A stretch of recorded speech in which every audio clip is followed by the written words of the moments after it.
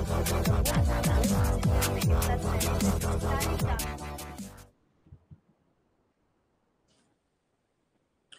Evening. Okay, ये हमारा जो है एमसीक्यूज का सेकंड क्लास है और यहाँ पे हम लगभग 25-30 क्वेश्चन करने वाले हैं और सिंपल से क्वेश्चन रहेंगे। तो पहला क्वेश्चन है यहाँ पे, the Qutub Minar was completed by the famous ruler. किस शासक के द्वारा, किस प्रसिद्ध शासक के द्वारा जो है कुतुब मीनार का स्थापना करवाया गया या कंप्लीट करवाया गया। यहाँ पे क्वेश्चन बेसिकली पूर्ण करवाया गया करके पूछ रहा है। पहला ऑप्शन है कुतुबुद्दीन ऐबक, दूसरा है इल्तुतमिश, तीसरा है बाबर, अलाउद्दीन खिलजी। नाम सुने हो, कुतुब मीनार सब जानते हो, फेमस है ना। बताओ क्या होगा आंसर। कुतुब मीनार किसने पूर्ण कराया, किसने जो है इसकी स्थापना कंप्लीट कराया।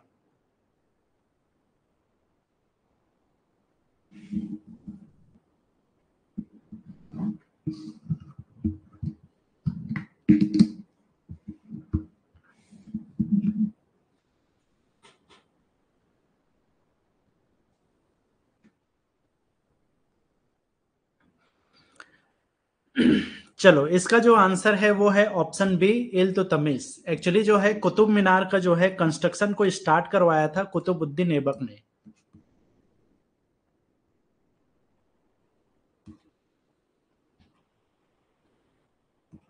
ठीक है, तो इसके निर्माण को प्रारंभ करवाया था कुतुबुद्दीन ऐबक ने और इल्तुतमिश ने इसको कंप्लीट कराया था। ठीक है, तो कंप्लीटेड बाई जो है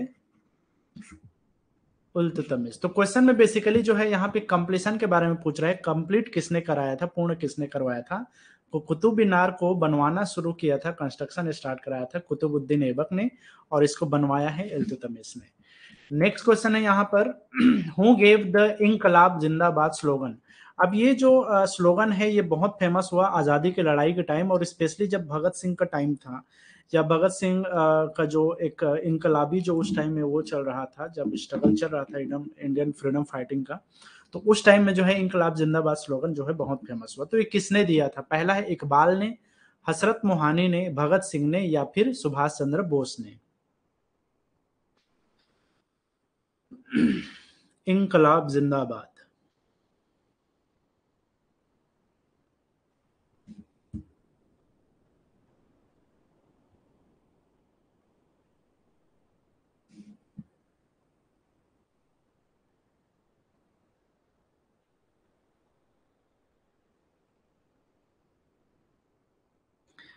चलो, ये जो इनकलाब जिंदाबाद है, जब ये हिंदुस्तान सोशलिस्ट रिपब्लिकन एसोसिएशन, जो भगत सिंह का एक ऑर्गेनाइजेशन था, भगत सिंह, चंद्रशेखर आजाद और अशफाक उल्ला खान, तो इनका जो है एक ऑर्गेनाइजेशन था जिसका नाम था सोशलिस्ट रिपब्लिकन एसोसिएशन। ठीक है, हिंदुस्तान सोशलिस्ट रिपब्लिकन एसोसिएशन बोला जाता है। उनके द्वारा ये स्लोगन को बहुत प्रयोग में लाया गया।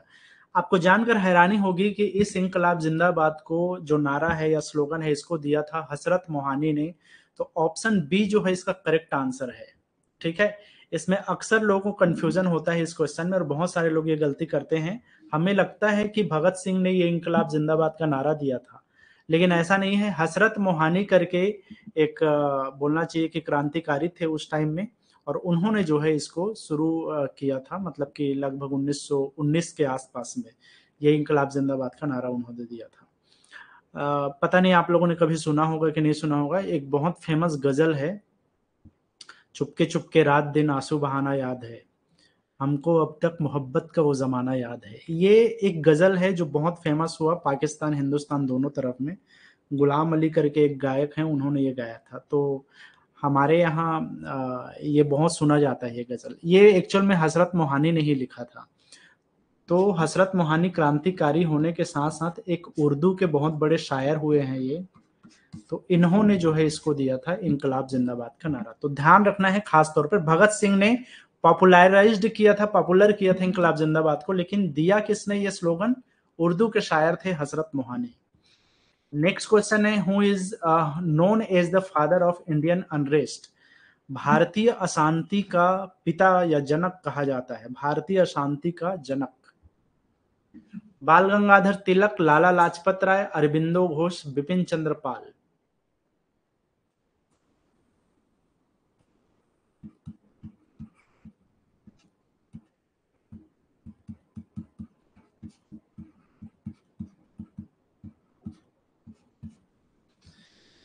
ठीक है, तो यहाँ पर जो ऑप्शन है उसमें से करेक्ट आंसर है ऑप्शन ए। बाल गंगाधर तिलक को अंग्रेजों ने उस टाइम में बोला था फादर ऑफ इंडियन अनरेस्ट, भारतीय अशांति का जनक। अब ये एक तरह का टोन था अंग्रेजों के तरफ से। बेसिकली जो है बाल गंगाधर तिलक एक ऐसे क्रांतिकारी हुए क्योंकि बहुत समय तक अंग्रेजों के खिलाफ एक तरह से ऐसा कोई आया नहीं था, कोई ऐसा नेता नहीं आया था, कोई ऐसा क्रांतिकारी नहीं आया था जो उनका जीना हराम कर सके, है ना। तो बहुत परेशान किया बाल गंगाधर तिलक ने अंग्रेजों को, इसीलिए उन्होंने परेशान होकर के अंग्रेजों ने बाल गंगाधर तिलक को भारतीय अशांति का जनक कहा, क्योंकि इन्होंने आज मतलब उस टाइम के जो नए जनरेशन के लोग थे, यूथ थे, उनको जो है आजादी की लड़ाई के लिए प्रेरित किया था, बहुत सारे लोगों को अवेयर किया था, और अपने जो स्वदेशी आंदोलन वगैरह है उसमें उन्होंने शामिल किया था, जिसकी वजह से पूरे परेशान हो गए थे अंग्रेज, और एक तरह से उथल पुथल हो गया था पूरे देश में हर तरफ। तो महात्मा गांधी से पहले अगर किसी नेता का सबसे बड़ा नाम आता है तो वो बाल गंगाधर तिलक का योगदान है, तो उनको बोला जाता है भारतीय अशांति का जनक। तो ऑप्शन ए जो है इसका करेक्ट आंसर है। इसके अलावा आप ये चीज भी ध्यान रख सकते हो, एक लाल बाल पाल करके जो ट्रायो है, ये नाम दिया जाता है लाल बाल पाल। तो एक्चुअल में ये लाल बाल पाल किनको कहा जाता है? बाल गंगाधर तिलक, लाल लाल लाजपत राय, लाल बाल और विपिन चंद्र पाल। तो ये जो है इनको ही बोला जाता है, इन तीनों नेताओं को लाल बाल पाल, बाल गंगाधर तिलक, लाला लाजपत राय और विपिन चंद्र पाल।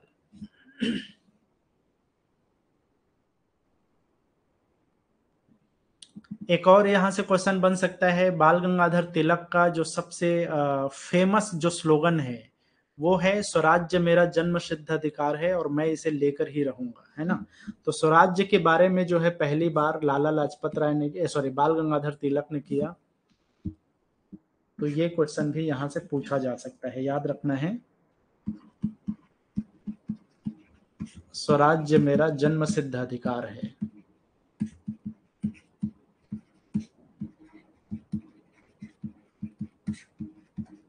ये भी जो है तिलक के द्वारा ही ये स्लोगन दिया गया था। अगला क्वेश्चन है यहाँ पर which is made by mixing iron with carbon and metal like chromium, nickel and manganese। तो यहाँ पर साइंस का क्वेश्चन है और स्पेशली आपको जो है बताना ये है कि जो क्रोमियम है, निकिल है और मैग्नीज है, क्रोमियम, निकिल और मैग्नीज, इन जैसे कार्बन और धातुओं के जो साथ अगर हम लोहे को मिला दिया जाता है, आयरन को मिला दिया जाता है, मिलाया जाता है, तो क्या बनता है, ठीक है, किस चीज को बनाया जाता है इसमें? तो पहला यहाँ पे जहाज, स्टेनलेस स्टील, पपड़ी या ओजोन। ठीक है, मतलब कि क्रोमियम, निकिल, मैग्नीज और स्पेशली कार्बन और मेटल को मिला करके, कार्बन और जो आयरन है उसको मिला करके क्या बनता है इसमें से? जहाज बनाया जाता है, स्टेनलेस स्टील बनाया जाता है, पपड़ी बनाया जाता है, मतलब रस्ट जो बनाया जाता है, या फिर ओजोन बनाया जाता है। अब इसको हम घरों में बहुत यूज करते हैं, बर्तनों में यूज करते हैं।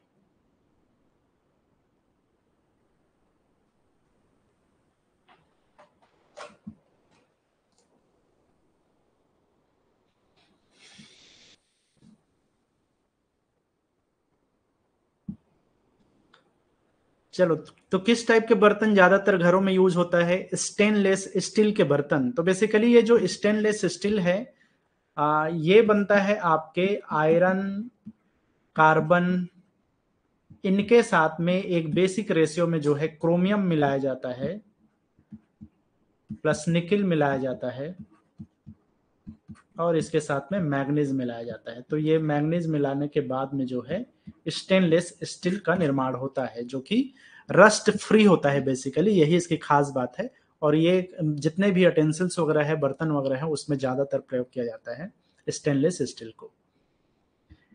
नेक्स्ट है यहाँ पे, how many layers does human skin have. इंसानी शरीर में कितने लेयर होते हैं मानव के त्वचा का, या मानव का जो स्किन होता है उसकी कितनी लेयर्स होते हैं, उसकी कितनी परतें होती हैं? ऑप्शन में यहाँ पे दिया है 5 लेयर, 7 लेयर, 11 लेयर और 3 लेयर।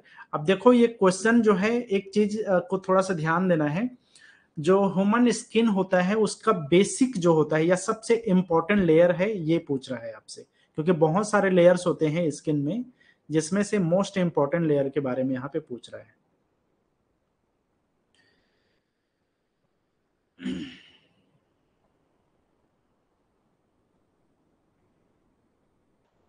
चलो ठीक है, काफी लोगों ने सही आंसर दिया है। ऑप्शन 3 जो है इसका करेक्ट आंसर है। एक्चुअली जो है ह्यूमन स्किन के 3 लेयर्स होते हैं, जिसमें से एक को एपिडर्मिस बोलते हैं, डर्मिस बोलते हैं, और एक सबक्यूटेनियस का एक बोला जाता है। तो यहाँ पे आप देख सकते हो इस इमेज में, जो सबसे ऊपरी लेयर होता है वो एपिडर्मिस होता है। ठीक है, एपिडर्मिस जो है सबसे ऊपरी लेयर है हमारा। इसके बाद में होता है आपका डर्मिस करके एक लेयर होता है, और उसके बाद में जो सबसे निचला जो लेयर होता है, जो ठीक मसल के ऊपर लेयर होता है, इसको हम बोलते हैं सबक्यूटेनियस टिश्यू बोलते हैं। ठीक है, इसको कई जगह में जो है हाइपोडर्मिस भी बोल देते हैं इसको। ठीक है, तो हाइपोडर्मिस या सबक्यूटेनियस टिश्यू बोलो, ये दोनों एक ही चीज है। तो कई बार आपसे क्वेश्चन में ये भी पूछा जा सकता है कि मानव स्किन का सबसे ऊपरी लेयर या ऊपरी परत कौन सा है, तो याद रखना है एपिडर्मिस जो है सबसे ऊपरी लेयर है। जो मध्य लेयर है वो क्या है, डर्मिस है, और सबसे निचला लेयर क्या है, वो आपका हाइपोडर्मिस है या सबक्यूटेनियस टिश्यू बोलते हैं इसको, टिश्यू। और ये टिश्यू के ठीक नीचे होता है हमारे जो मसल्स होते हैं वो। तो मसल के ऊपर में 3 लेयर हैं, हालांकि इनके बीच में और ढेर सारे अलग अलग छोटे छोटे लेयर्स बने रहते हैं, लेकिन जो मेजर लेयर है वो ये 3 है। तो ऑप्शन डी जो है इसका करेक्ट आंसर है। नेक्स्ट है यहाँ पे डीएनए स्टैंड्स फॉर। हम जो डीएनए की बात बार बार करते हैं, तो ये जो बेसिकली डीएनए है क्या चीज, तो डीएनए का फुल फॉर्म कई बार एग्जाम में पूछा है अलग अलग में। तो यहाँ पे पहला ऑप्शन है D nucleic acid, deoxy nucleic acid, D ribo nucleic acid, और deoxy ribo nucleic acid. ये मेरे ख्याल से 10th में है, 10th में। हाँ, 10th में जहां तक मुझे याद आ रहा है, ये 10th क्लास में है, जो डीएनए का संरचना वगैरह है वो साइंस में आपके। तो ये बायोलॉजी वाला पोर्शन है, बता सकते हो क्या फुल फॉर्म होता है इसका?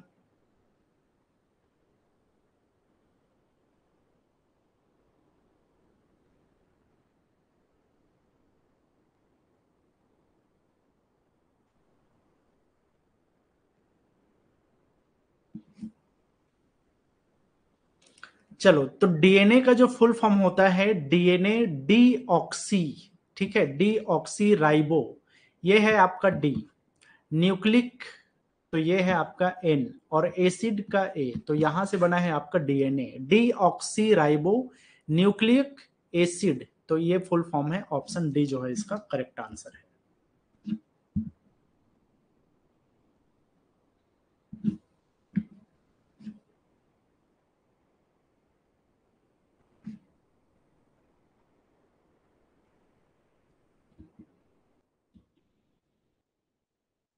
चलो अगला क्वेश्चन है यहाँ पे, Meenakshi temple is located in which state. कौन से राज्य में जो है मीनाक्षी मंदिर जो है विद्यमान है? आंध्र प्रदेश में है, केरला में है, तमिलनाडु में है, या फिर कर्नाटक में है?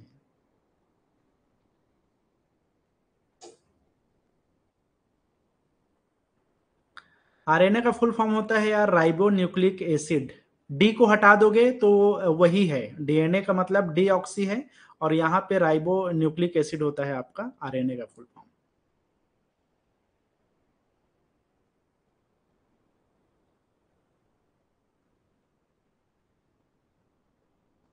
चलो, इसका जो करेक्ट आंसर है मीनाक्षी मंदिर, बेसिकली ये मीनाक्षी मंदिर फेमस है मदुराई में, है ना। और मदुराई कौन से स्टेट में पड़ता है? मदुराई पड़ता है तमिलनाडु में। तो ऑप्शन सी जो है इसका करेक्ट आंसर है, तमिलनाडु। तमिलनाडु में कहाँ है बोलेगा तो याद रखना है मदुराई में है। और मदुराई का मीनाक्षी मंदिर जो है बहुत फेमस है। अब आपको थोड़ा सा ये भी कहीं ना कहीं सुना होगा आपने, जो मीनाक्षी है वो एक्चुअल में पार्वती माता का ही एक रूप माना जाता है। और क्योंकि वो एक तरह से बोलना चाहिए कि भगवान शिव की जो अर्धांगिनी है, तो एक तरह से मीनाक्षी मंदिर पार्वती माता के ही एक रूप की मतलब मंदिर है मीनाक्षी, जिनको बोला जाता है मीनाक्षी देवी, है ना। तो ये मदुराई तमिलनाडु में है। नेक्स्ट क्वेश्चन है यहाँ पे, विच of the following is called the popular chamber. Actual में जो है इसको ये आपके असेंबली से रिलेटेड है। राज्यसभा, लोकसभा, स्टेट असेंबली या फिर ग्राम सभा, किसको जो है पॉपुलर असेंबली बोला जाता है या पॉपुलर सभा बोला जाता है या पॉपुलर चैम्बर भी बोल दिया जाता है?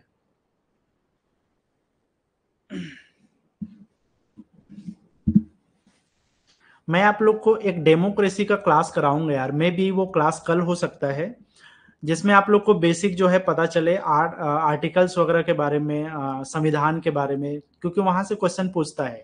लोकसभा, राज्यसभा, राष्ट्रपति, प्रधानमंत्री, इनके बारे में एक बेसिक आप लोग को मैं थोड़ा सा एक एक क्लास बता दूंगा, जिसमें पूरा डिटेल में थोड़ा सा हम बात कर लेंगे क्या क्या क्वेश्चन वहां से पूछा जा सकता है। तो देखो यहाँ पे लोकसभा को जो है निम्न सदन भी कहलाता है। इसको जो है पॉपुलर चैम्बर या फिर पॉपुलर हाउस भी कहा जाता है। इसको पॉपुलर हाउस कहा जाता है, लोअर हाउस कहा जाता है। ठीक है, लोकप्रिय सदन कहते हैं इसको, लोकप्रिय सदन, निम्न सदन। और राज्यसभा क्या है? उच्च सदन है। तो लोकसभा जो है लोगों का सभा है, एक्चुअल में देखा जाए तो डायरेक्टली उसको लोगों ने जो है वोट करके उसको, उसके जो सदस्य हैं उनको इलेक्ट किया है। तो इसलिए जो है इसको popular chamber, popular house, lower house, इस तरह के नाम जो है दिए जाते हैं लोकसभा को।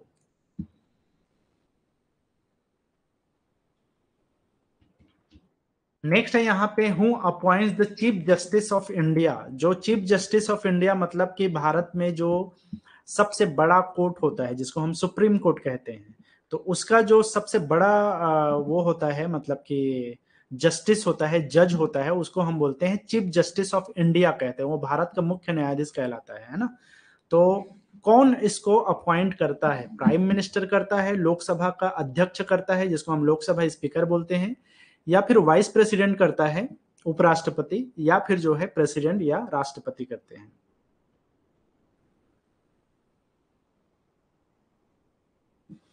चलो यहां पर जो है एक चीज ध्यान रखना है, एक आर्टिकल होता है कॉन्स्टिट्यूशन में, आर्टिकल 124, और इसका सब सेक्शन होता है 2।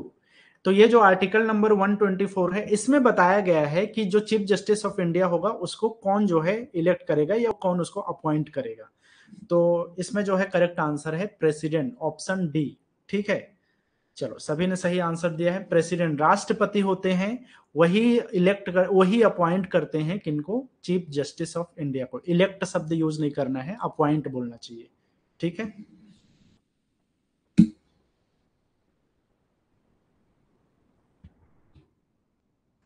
which national park is located in the state of Uttar Pradesh and is known for its efforts in conserving the Gangetic dolphin? जो गंगा डॉल्फिन है उसके कंजर्वेशन के लिए कौन सा जो है नेशनल पार्क है जो कि उत्तर प्रदेश में लोकेटेड है?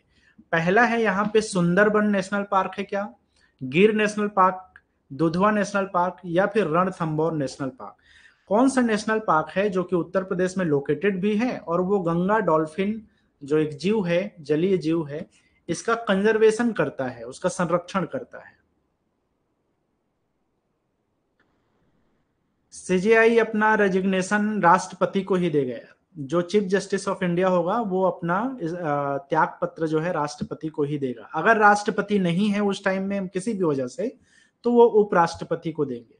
अगर उपराष्ट्रपति भी नहीं है उस टाइम में, मान लो ऐसा होता है, तब जो है वो लोकसभा के जो अध्यक्ष स्पीकर हैं उनको अपना रेजिग्नेशन देते हैं। मैं इसको बताऊंगा, इसीलिए मैं बोल रहा हूँ एक डेमोक्रेसी का आप लोग का क्लास ले लूंगा जिसमें आप लोग को ये डिटेल में थोड़ा सा बता दूंगा मैं। चलो यहां पर जो है आपको याद रखना है, उत्तर प्रदेश में कौन है? सुंदर बन नेशनल पार्क ये वेस्ट बंगाल में है ना, पश्चिम बंगाल में है ये। गिर जो है आपके गुजरात में है, और रणथंभौर राजस्थान में है। तो बचा क्या? दुधवा नेशनल पार्क जो कि उत्तर प्रदेश में है। और यहाँ पे कंजर्वेशन किया जाता है, संरक्षण किया जाता है गंगा डॉल्फिन का।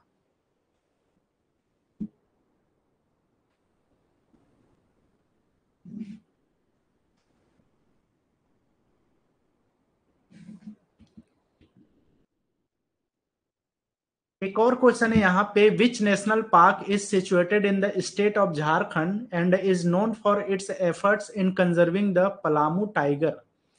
तो बेसिकली यहाँ पे कहने का मतलब ये है कि कौन सा नेशनल पार्क है जो कि टाइगर को रिजर्व करने के लिए, कंजर्व करने के लिए जो है एफर्ट कर रहा है, या वहां पर ये किया जा रहा है।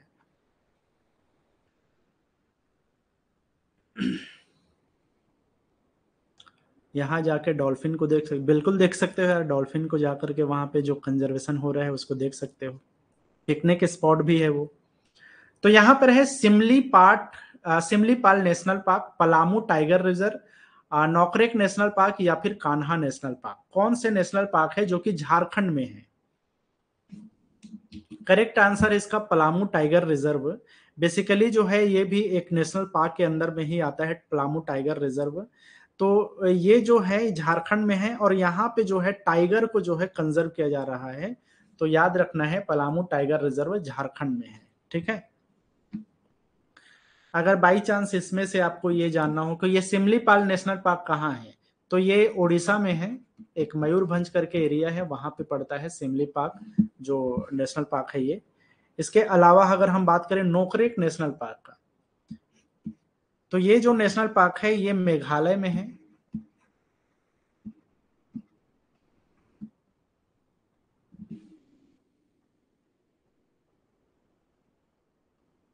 और इसके अलावा अगर हम बात करें कान्हा नेशनल पार्क का, तो ये मध्य प्रदेश में है।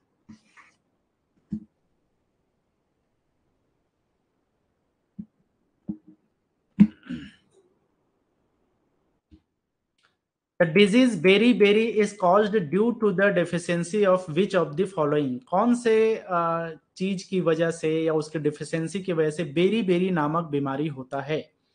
ऑप्शन है यहाँ पे, विटामिन B2 है, विटामिन B1 है, विटामिन B12 है, या फिर विटामिन ई है। किसकी कमी से जो है बेरी बेरी नाम की जो है एक बीमारी होती है?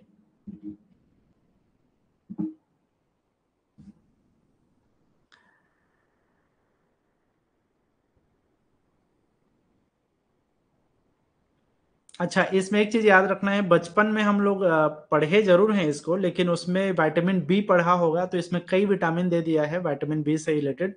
तो याद रखना है, विटामिन B1 जो है उसकी कमी से, उसके डिफिशियंसी से बेरी बेरी नाम का जो है बीमारी होता है। ठीक है।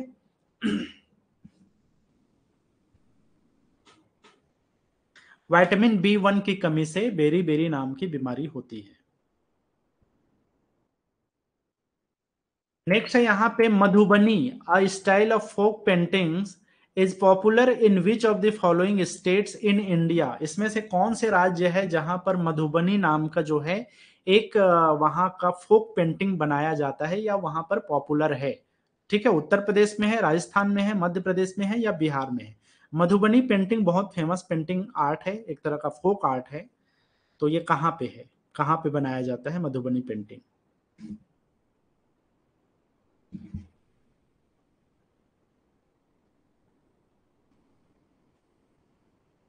इसको एक और नाम दिया जाता है, मधुबनी पेंटिंग को बोला जाता है मिथिला पेंटिंग। अब मिथिला पेंटिंग बोला जाता है, इसका मतलब ये है कि ये मिथिला वाला रीजन के आसपास के क्षेत्रों में जो है ये पॉपुलर है। अब मिथिला कहाँ पे है, तो ये बिहार में है। ठीक है, तो करेक्ट आंसर क्या हो जाएगा? ऑप्शन डी जो है इसका करेक्ट आंसर है। मधुबनी पेंटिंग को ही मिथिला पेंटिंग के नाम से भी जानते हैं। स्पेशली मधुबनी पेंटिंग मिथिला वाले जो रीजन है, मिथिला वाले जो क्षेत्र है, उन क्षेत्रों में जो है खास तौर पे ये पॉपुलर है।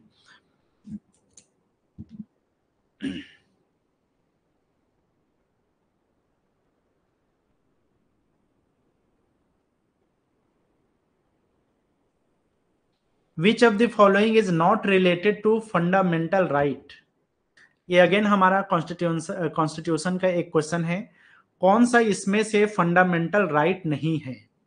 पहला है राइट टू फॉर्म एसोसिएशन, किसी भी तरह का एसोसिएशन गठन करने का जो अधिकार है वो एक फंडामेंटल राइट नहीं है। राइट टू एजुकेशन, शिक्षा का अधिकार हमारा फंडामेंटल अधिकार नहीं है, या मौलिक अधिकार नहीं है। इसका मतलब है मूल अधिकार या मौलिक अधिकार।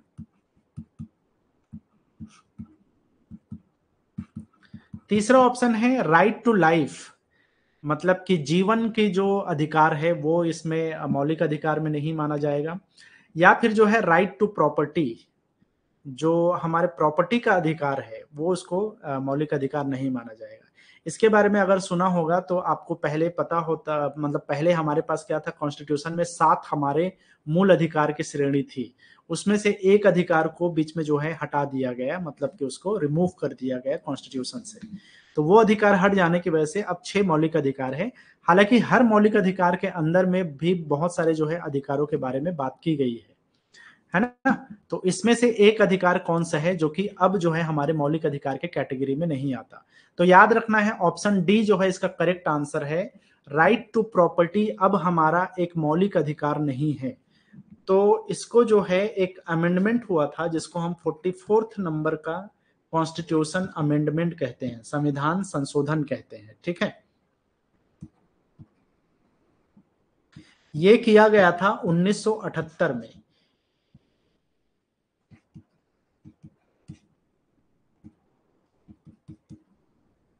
तो ये 44वें नंबर का जो है संविधान संशोधन जो कि 1978 में हुआ, इसमें जो है रिमूव कर दिया गया था आर्टिकल नंबर 31 को।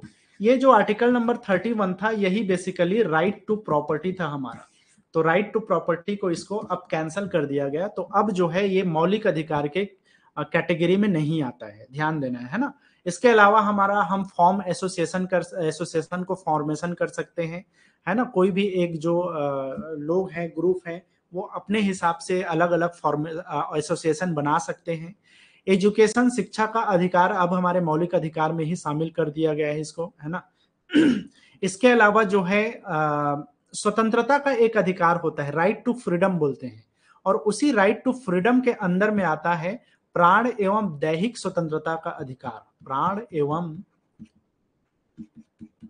दैहिक स्वतंत्रता का अधिकार, ये जो अधिकार है इसी को हम बोलते हैं राइट टू लाइफ, ठीक है। इसको बोला जाता है right to life and personal liberty. तो ये जो प्राण एवं दैहिक स्वतंत्रता का अधिकार है ये भी क्या है, आपका मौलिक अधिकार के ही कैटेगरी में आता है। तो बचता क्या है, प्रॉपर्टी का अधिकार। चलो, आई होप समझ में आ गया होगा। मैं और इसको डिटेल में समझाने वाला हूं तो ज्यादा कंफ्यूज होने की जरूरत नहीं है। बेसिक चीज है जो आपको समझना है कि राइट टू प्रॉपर्टी जो है अब हमारे मौलिक अधिकार में नहीं है। In which state is the Kamakhya temple situated? Kamakhya मंदिर का नाम आप लोगों ने जरूर सुना होगा, बहुत फेमस मंदिर है। तो ये कहाँ पे सिचुएटेड है, कहाँ पे है ये? अरुणाचल प्रदेश में है, छत्तीसगढ़ में है, असम में है, या फिर झारखंड में है?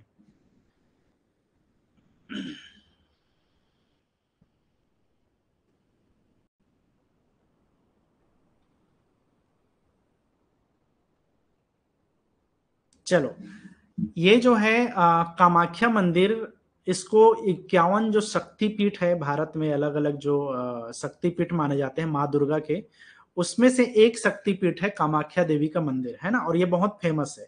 तो ये आसाम में पड़ता है, स्पेशली अगर गुवाहाटी के क्षेत्र में ये जो है आप जाओगे तो ये मंदिर है आपका कामाख्या मंदिर।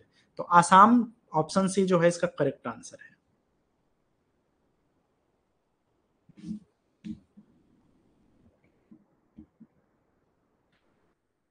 The first hour of every parliamentary meeting is for. देखो, हर साल जो है अलग अलग सेशन चलता है संसद का, है ना।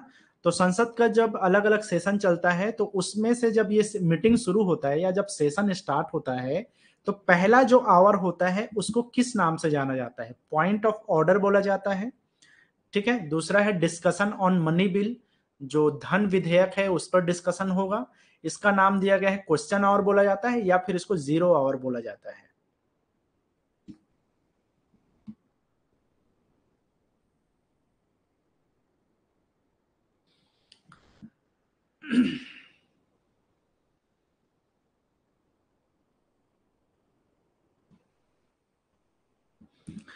चलो, याद रखना है ये जो पहला घंटा होता है इसको बोला जाता है ऑप्शन सी क्वेश्चन आवर, प्रश्न काल इसको कहते हैं हम, प्रश्न काल।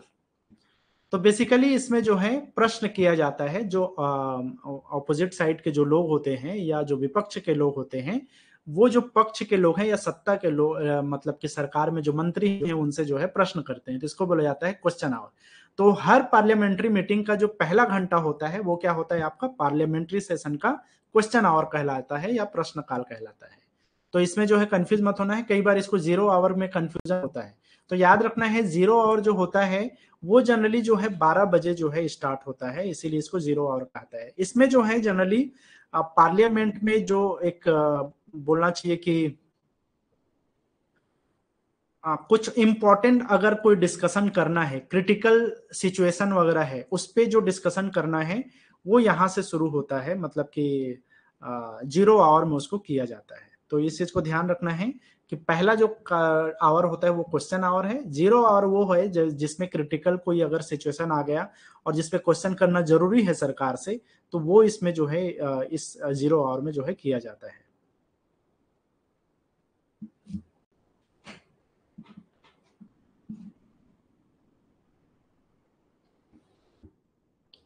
What is the Jaduguda known for? अब जादूगढ़ा एक जगह का नाम है, ये झारखंड में है।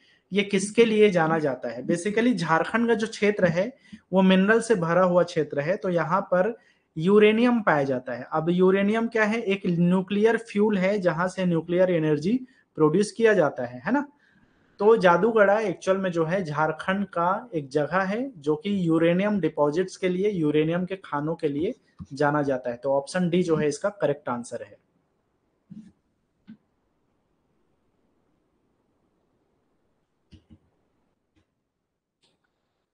The right against exploitation is a constitutional duty, method, fundamental right या फिर लीगल राइट। अब ये जो चीज है ये भी आपका कॉन्स्टिट्यूशन से ही पूछा गया क्वेश्चन है। इसमें क्या है, राइट अगेंस्ट एक्सप्लॉयटेशन, ठीक है, शोषण के विरुद्ध अधिकार इसको कहा जाता है।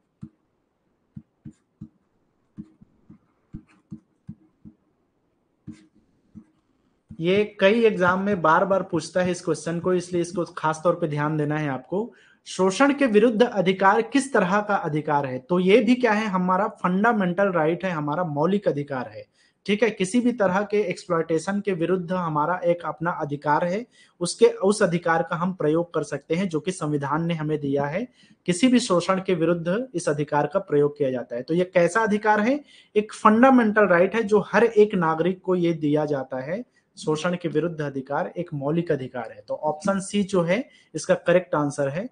Right against exploitation is fundamental right.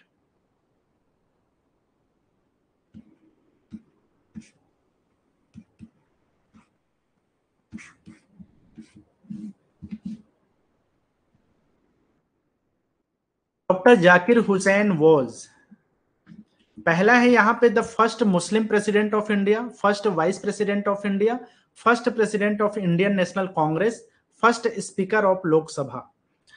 तो इसको मैंने आई थिंक आप लोग का जब फर्स्ट वाला कैटेगरी पढ़ा रहा था, फर्स्ट इन इंडिया, उसमें मैंने बताया था कि भारत के पहले जो है मुस्लिम राष्ट्रपति कौन थे। आंसर है कौन? डॉक्टर जाकिर हुसैन। तो the first Muslim president of India doctor Zakir Hussain. तो करेक्ट आंसर क्या है? ऑप्शन ए, है ना। अगर याद हो तो मैं ये जरूर इसमें इंक्लूड किया था, उस लिस्ट में ये है, आप चाहो तो चेक कर सकते हो, है ना। नेक्स्ट क्वेश्चन है यहाँ पर, fathometer is used to measure. ये जो फेदोमीटर है ये बार बार पूछता है कि किस चीज का मेजरमेंट के लिए ये काम आता है। तो ऑप्शन है यहाँ पे, अर्थक्वेक को ये नापने के लिए आता है, रेनफॉल को, ओशियन डेप्थ को, या साउंड इंटेंसिटी को। ठीक है, अर्थक्वेक को, भूकंप वगैरह को नापने का काम आता है, वर्षा कितना हुआ है उसको नापने का काम आता है, या फिर समुद्र की गहराई नापने के लिए, या फिर जो है आवाज की इंटेंसिटी को नापने के लिए।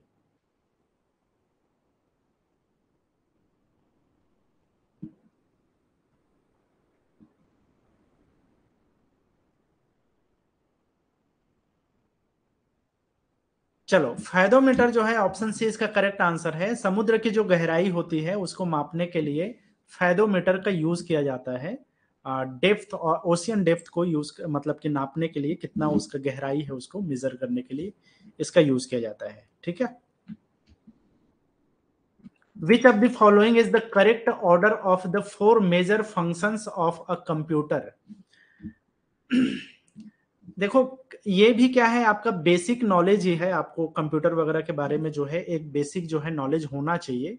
तो यहाँ पर जो है ऑप्शन में दिया है कि जो कंप्यूटर है उसका क्या मेजर फंक्शन होता है, उसका प्रोसेस जो होता है वो उसका क्या करेक्ट ऑर्डर है, सही क्रम क्या है।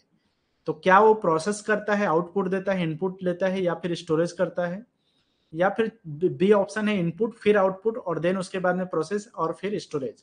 यहाँ पे सी ऑप्शन में है प्रोसेस करेगा फिर स्टोरेज करेगा फिर इनपुट लेगा फिर आउटपुट लेगा। मेरे ख्याल से हर कोई जानता है यार कि बेसिक कंप्यूटर का यूज कैसे करना है। तो कंप्यूटर का प्रोसेस क्या होता है, इसका करेक्ट ऑर्डर में क्या प्रोसेसिंग होता है।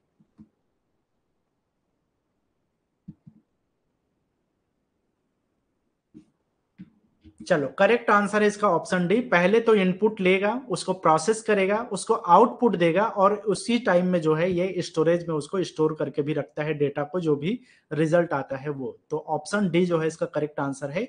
एक कंप्यूटर हमेशा इनपुट लेता है, उसको प्रोसेस करता है, देन आउटपुट देता है और उसको उसके रिजल्ट को स्टोर करके भी रखता है। तो ये इसका करेक्ट ऑर्डर है।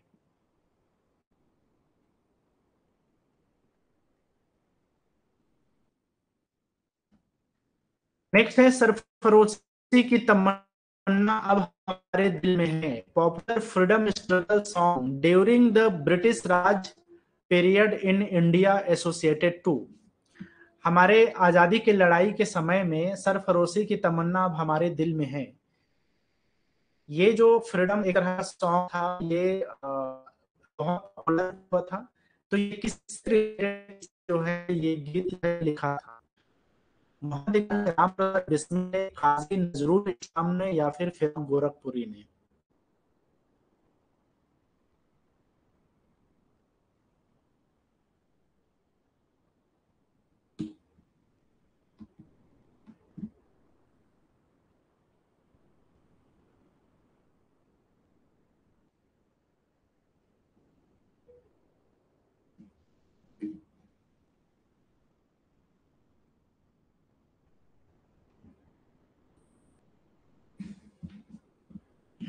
अभी आ रही है आवाज?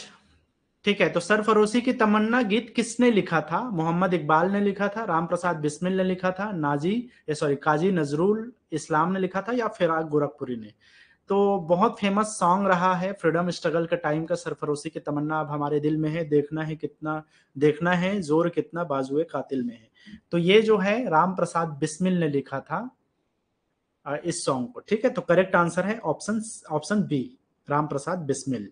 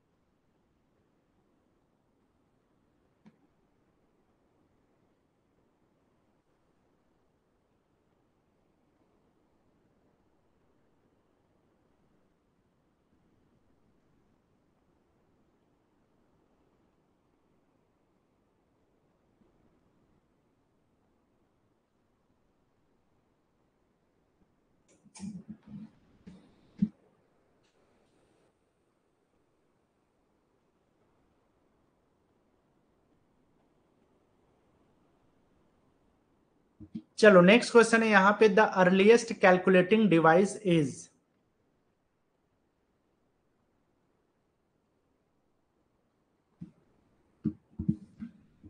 पहला है यहाँ पे टेबुलेटिंग मशीन, अबेकस, एनियाक, या एनालिटिकल इंजन। तो पहली बार जो है ये बेसिक कंप्यूटर का ही क्वेश्चन है, जो कि आपके स्टैटिक जीके का ही पोर्शन है जिसमें बेसिक कंप्यूटर पूछता है ऐसा। ठीक है, तो यहां पर आपको ध्यान में रखना है क्वेश्चन क्या पूछ रहा है। शुरुआती कैलकुलेटिंग डिवाइस कौन सा है जो कि कैलकुलेट करने के लिए जो है बनाया गया था। तो 1602 में एक वो बनाया गया था, एक इंस्ट्रूमेंट बनाया गया था, एक मशीन बनाया गया था जिसका नाम था अबेकस। तो ऑप्शन बी जो है इसका करेक्ट आंसर है, 1602 में जो है इसको बनाया गया था। तो ये पहला एक तरह का मैकेनिकल कैलकुलेटिंग डिवाइस है जिसमें सम करने के लिए, सब्सट्रैक्ट करने के लिए जो है इसको यूज किया जाता था। ठीक है, तो अबेकस जो है पहला कैलकुलेटिंग डिवाइस कहलाता है। नेक्स्ट क्वेश्चन है, what is the time difference between GMT and IST? Indian standard time line बोला जाता है, और देख एक को जो है जीएमटी बोला जाता है, ग्रीनविच मेरिडियन टाइम लाइन कहा जाता है। तो इसमें कितने घंटे का फर्क होता है, ये आपसे क्वेश्चन में पूछ रहा है। तो ऑप्शन है 5 घंटे का, 6 घंटे का, 6.5 घंटे का, 5.5 घंटे का।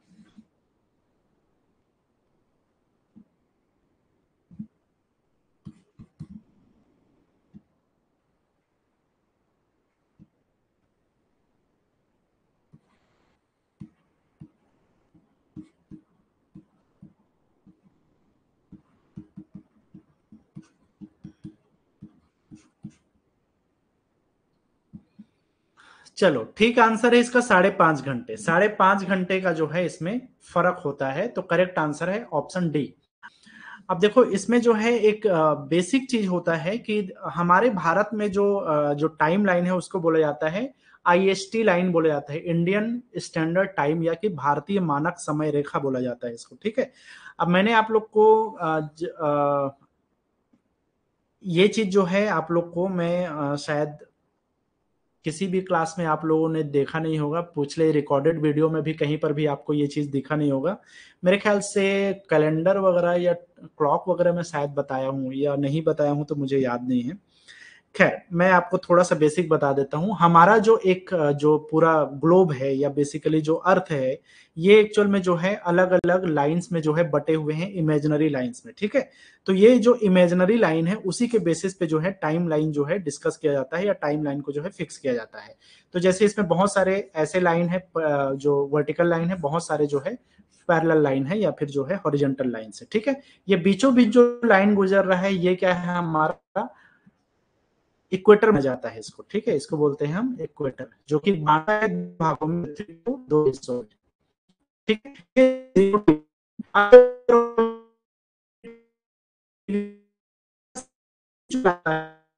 बोलते हैं GMT।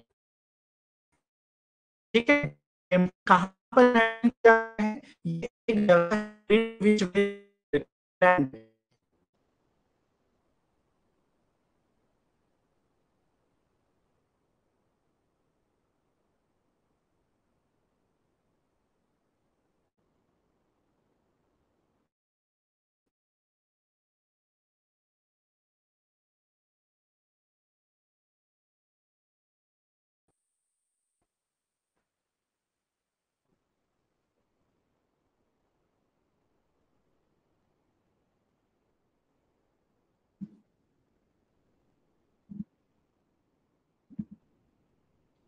चलो अभी आ रही है आवाज सबको?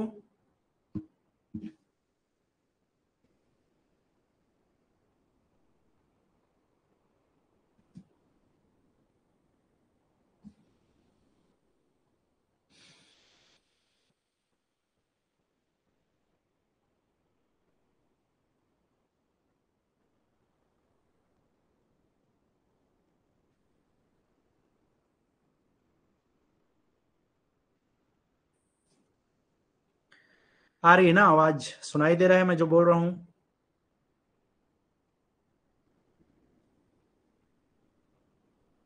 ठीक है, तो इसको आप समझ लो मैं क्या बता रहा था। ग्रीनविच ये जो टाइम है और ये स्टैंडर्ड आईएसटी टाइम है, ये क्या है?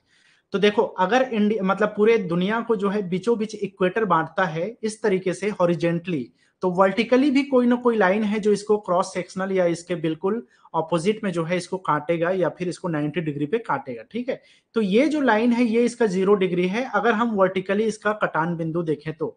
और इक्वेटर का ये जीरो है जो ऊपर नीचे से इसको अलग अलग लाइन से जो है इसको लैटिट्यूड और लॉन्गिट्यूड में जो है इसको काट देती है। ठीक है, अब ज्यादा टेक्निकल में ना पढ़ते हुए बस आप ये समझ लो कि ये बीचों बीच जो धरती को काटा है वो लाइन आपका 0 डिग्री है ना। अब उसके बाद में जितने लाइन आगे चलते जाओगे इस राइट हैंड साइड में, ये 1 डिग्री 2 डिग्री 3 डिग्री इस तरह से होता रहेगा। अब हमारा जो देश है वो कुछ इस जगह में है समझो, मतलब कि ये इक्वेटर के ऊपरी हिस्से में है समझो, और इक्वेटर के बीचों बीच मतलब कि ऊपरी हिस्से में, जिसको हम नॉर्दर्न हेमिस्फीयर बोलते हैं, उत्तरी गोलार्ध बोलते हैं, वहां पे देश है। अब आप देखोगे ये 0 डिग्री से लेकर के भारत का पहला छोर और अंतिम छोर के बीच में बहुत सारे अलग अलग लाइंस खींचे हुए हैं। अब जब आप इसको गिनते गिनते जाओगे तो भारत का जो स्थिति है वो इस लाइन से लेकर ये 0 लाइन के बीच में आप जाओगे तो ये 68 डिग्री का लाइन यहाँ पे बनता है, और जो आखिरी लाइन है वो 97 डिग्री का लाइन बनता है। तो कहने का मतलब है इनके बीच में लगभग लगभग 68 डिग्री का लाइन है। लेकिन भारत में 2 लाइन है ना, जहां से ये शुरू होता है और जहां पे खत्म होता है। तो अब किसी एक को तो नहीं ले सकते, इधर को लेंगे तो अलग हो जाएगा, उधर को लेंगे तो अलग हो जाएगा। तो ये बीचों बीच भारत को काटने वाली लाइन भी गुजरा हुआ है, जिसका इमेजिनरी लाइन जिसको बोलते हैं। और ये जो लाइन है ये कहलाता है हमारा IST, Indian standard time line. और इसी लाइन को मानते हैं टोटल एवरेज टाइम लाइन माना जाता है। मतलब इस लाइन पे जो कि आज के डेट में प्रयागराज के एरिया से होकर गुजरती है उत्तर प्रदेश के, इस लाइन पे जो भी टाइम होगा वही टाइम को भारत के हर एक हिस्से में माना जाता है स्टैंडर्ड टाइम। इसी के लिए इसको बोलते हैं भारतीय मानक समय रेखा। अब ये जो डिग्री है वो लगभग लगभग 82.5 डिग्री का ये लाइन है। कितना है? 82.5 डिग्री। ठीक है, 82.5 डिग्री। अब आप जीरो से लेकर के हमारा भारत तक कहां हो गया, ये टाइम लाइन हो गया 82.5, मतलब जीरो और 82.5 का डिफरेंस है। ठीक है, अब जो है आपको ध्यान रखना है कि जो 24 डिग्री होगा, आप देखोगे 24 घंटे में जो है घड़ी क्या है, एक साथ गुजर जाता है, मतलब कि एक रोटेशन हो जाता है, तो वो 360 डिग्री है। तो 24 घंटे में जो है 360 डिग्री जो है गुजरता है वो, है ना। तो एक घंटे में क्या होगा, एक घंटे के लिए 360/24 करोगे जो कि 15 डिग्री आता है ना। और उसके बाद अगर 30 मिनट बोलोगे, आधा घंटा बोलोगे, तो कितना हो जाएगा, 7.5 डिग्री हो जाएगा। अब ये जो हर एक 30 मिनट में जो है 7.5 डिग्री जाएगा, तो आधा आधा घंटा का फर्क होगा। अब आप देखोगे 82 डिग्री, जीरो से लेकर के 82 डिग्री, तो 7.5 आप आगे जाते जाओगे हर एक डिग्री में जो है आधे घंटे में या एक एक घंटे में आप जाओगे, तो एक घंटे का मतलब है 15 मिनट। अब यहाँ पे कितना है, 5.5 घंटे है ना, तो 5 मिनट का मतलब क्या है आपका, लगभग 60 मिनट जो हो रहा है, 4 घंटे का हो जा रहा है आपका 60 मिनट। ठीक है, 15 15 डिग्री, 15 डिग्री, 15 डिग्री, 15 डिग्री, ऐसे चले जाओ, तो ये हो गया 60। ये कितना हो गया, 75। 75 में कितना आगे जाओगे, 7.5, 7.5 मतलब कितना हो गया, 30 मिनट का टाइम हो। इस 15 डिग्री के लिए 1 घंटा, इसके लिए 1 घंटा, इसके लिए 1 घंटा, इसके लिए 1 घंटा और इसके लिए 1 घंटा, तो कितने घंटे हो गए टोटल, 5 घंटा आगे चला गया भारत का जो टाइम है वो। इसके अलावा भी कितना बचा है, 7.5 बचा है, क्योंकि ये 60 है और 7.5 मिला के कितना हो जाएगा, 82.5 हो जाएगा। तो ये कितना हो गया, 30 मिनट का टाइम इधर भी हो गया, तो मतलब 5.5 घंटा भारत का टाइम जो है आगे चलता है, इसीलिए भारत को 5.5 घंटा जीएमटी से आगे बताया जाता है। आई होप समझ में आया, आ गया होगा। कॉम्प्लिकेटेड है, जियोग्राफी का ये सेक्शन है, लेकिन मैं आसान तरीके से आपसे समझाने की कोशिश कर रहा हूं कि सिंपल है। यहाँ पे 0 GMT है और यहाँ पे आईएसटी है 82.5 में, 82.5 में है आपका आईएसटी है। इनके बीच में जो है 82.5 डिग्री का फर्क है, और हर 15 डिग्री का मतलब होता है 1 घंटा आगे चले जाना। तो 5 घंटे का मतलब है आपका 70, 70 हो जाएगा आपका, मतलब 75 हो जाएगा। और आधे घंटे के लिए जो है 7.5, मतलब कि 5.5 घंटा आगे चला गया। क्लियर है कि कोई कंफ्यूजन है? समझ में आया थोड़ा बहुत क्या समझाना चाह रहा हूं मैं? और ये सब नहीं समझना है तो रट्टा मार लो कि 5.5 घंटा आगे होता है आईएसटी, ग्रीनविच टाइम्स, जो ग्रीन मिन टाइम है, ग्रीनविच मिन टाइम है, जीएमटी है, उससे 5.5 घंटा आगे होता है।